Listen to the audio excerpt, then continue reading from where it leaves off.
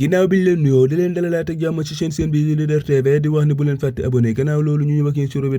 de presse nag ñu ngi ci njëkk yéenekaay bi groupe Futurs Médias ñu gën xam si record moom record mi nag mi ngi fesal ay kàddu l'international sénégalais bi champion d'Afrique bii di Kalidou Koulibaly muy xamle naan dama ñëw Chelsea gi pour dimbali leen ñëw Chelsea pour lépp li nga xam ne Chelsea mérité na ko foofee sa Europe mu jël ko ba tey journal bi ñoo ngi fay fekk suñu gaynde yu jigéen yooyee nga xam ne ñoo dóor Tunisie gi doon tasantel sa bat su barrage coupe du monde ba tey journal bi ñoo ngi fay fekk suñu gaynde yu góor yooyee nga xam ne ñoo jël 3e place bi ci tournoi boobee doon amee sa Afrique du Sud ba tey journal bi ñoo ngi fay fekk ay kàddu Youssoupha Dabo moomee nga xam ne mooy coach bu bees bu ASC Jaraaf. record dañuy jubali stade fekk fa ay kàddu l'international sénégalais bi champion d'Afrique bii di Edouard Mendy ak kookee nga xam ne moo koy tàggat muy Thomas Tuchel ñuy xamle naan qualité de jeu bi nga xam ne Chelsea soxla woon naka ak expérience bi kookee di Kalidou Koulibaly dañ leen si dimbale ba tey journal bi ñu ngi fiy binde muy fesal naan gannaaw bi nga xamee ne Lewandowski dem na foofee sa FC Barcelone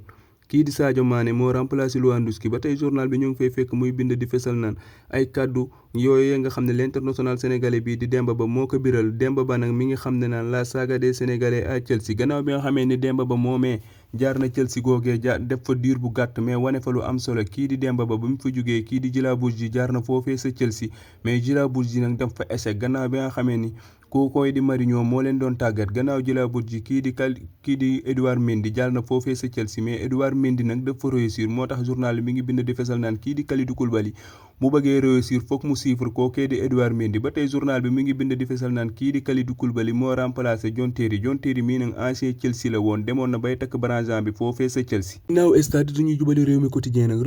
nag fay fekk sunu gaynde jigéen yi nga xam ne gannaaw bi nga xam ne door nañu Tunisie sa match ba ñu doon tasantel sa match barrage coupe du monde bi ba tey journal bi ñu ngi fay fekk l'international sénégalais bi champion d'Afrique bii di Sadio Mané gannaaw bi nga xam ne doon nañ ko présenté foofee sa Bayern na moom Sadio Mané mii nag woyu bajo yi fasoon na fa trop. ginnaaw réew mi quotidien dañuy jubali suñu làmb ñu ngi fay fekk ay kàddu tigre de Fass kii nga xam ne ñoo ngi gën a xamee ci Gris Bordeaux moom Gris Bordeaux mii nag mi ngi xam ne naan damay jàpp Balla Gaye duma ko daan ka nga xam ne dinaa mën a merloo Tapha Gueye gannaaw bi nga xam ne Gris Bordeaux mii ak Tapha Gueye seen diggante neexookul ba tey Gris Bordeaux moom mi ngi xam ne naan loolu bu ma ko deful rek samay noon dinañu kontaan ba tey ñoo ngi fekk ay kàddu Gris Bordeaux ci journal mi ngi xam ne naan làmb ji léegi mafia la Gris mii mi ngi xam ne ni mafia bi ku ci bokkul xiir gi dalay dal du samay kàddu nag kàdduy Gris Bordeaux la. réew mi dañuy jubali bitim réew journal bi ñuy wax AS fekk fa l'international belge bi ñu gën ko xamee ci Hazard moom Hazard mi nag journal mi ngi bind di fesal naan enfin Hazard mooy Hazard mi jeexal na ba tey journal bi ñu ngi koy fekk muy xam ne naan Eden Hazard mi dafa bëgg a nekk joueur clé bu Real Madrid Eden Hazard mi dafa bëgg a wane boppam saison bii nga xam ne fa la ñu jëm moo tax journal mi ngi bind di wax naan Eden Hazard mi dafa war a liggéey bu baax.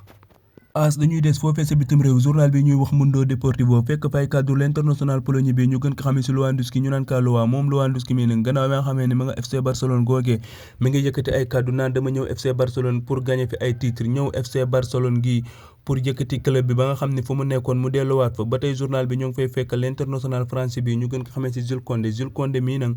FC Barcelone daf ko bëggoon pour renforcer ay défense am mais Jules Koundé mii nag choisir na club bi nga xam ne foofu la jëm ñu ci bari di ko xaar foofee sa Chelsea gannaaw bi nga xamee ne FC Séville nga xam ne saison bii ñu nekk foofu la nekkoon ñu ci bari ñoo ngi xalaat ne accord dina antu ci diggante joueur bi ak Chelsea googee nga xam ni fa la jëm ñu leen di wax ni bu leen fàtte abonné di leen jaajëfal ba beneen ak yeneeni revue de presse jaa ngeen jëf.